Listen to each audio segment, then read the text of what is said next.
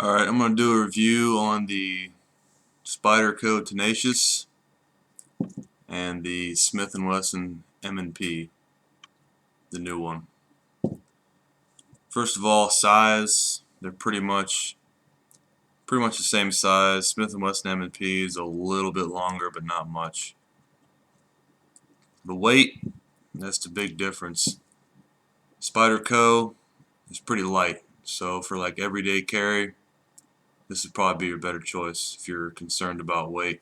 And the Smith & Wesson M&P is a little heavier, probably because of the whole glass breaker. I'll talk about that later.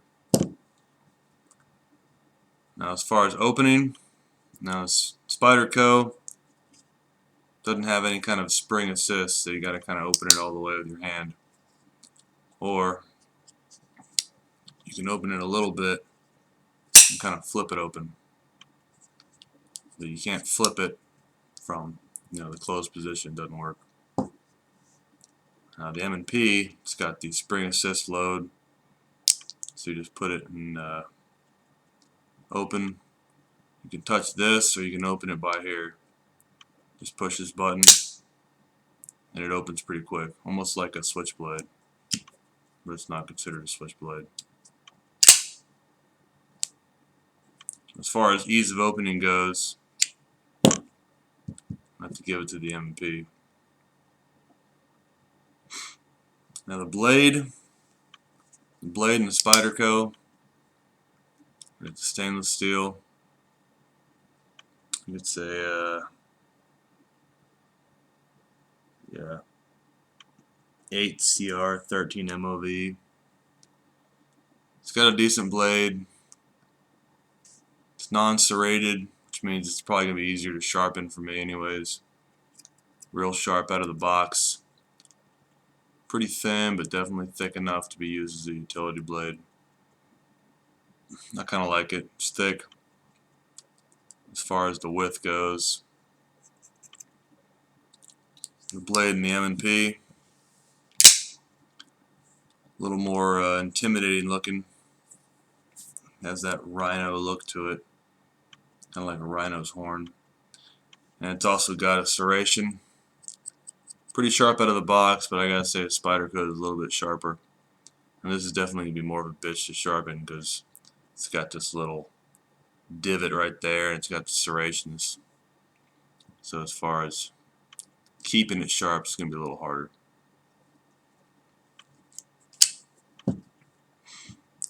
Now the handle on this Spyderco is G10. It's kind of like a, I wouldn't really call it a carbon, but it's like a plastic, but it's real light. Keeps the knife really light, and it's nice. It's jibbing's good enough. It gives you good enough handle. You can grab it, especially like this. Is really comfortable. You can go like this. It's got a decent handle. Now the Smith & Wesson M&P, it's got grooves right there. So as far as holding it, if you want to hold like this, or you take it around this way, hold it like that, like this, get a really good grip on it. Only problem is this clip kind of gets in the way of your grip. That's another thing. The clips, Spyderco is interchangeable. You can have it on this side or this side, doesn't really matter. It's up to you. So if you want to carry blade point up or point down, however you want to do it.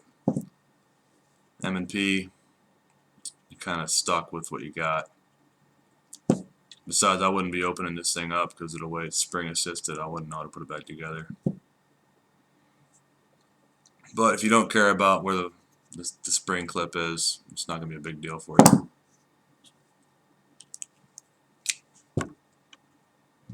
Now the cost, that's the appealing thing about both of these knives. If you're looking for a decent pocket knife, high quality with lots of features as far as decent sharpness, decent features and whatnot, I mean, these are both round about the same price. I got them on Amazon for, I think this was like 34 and this was 33.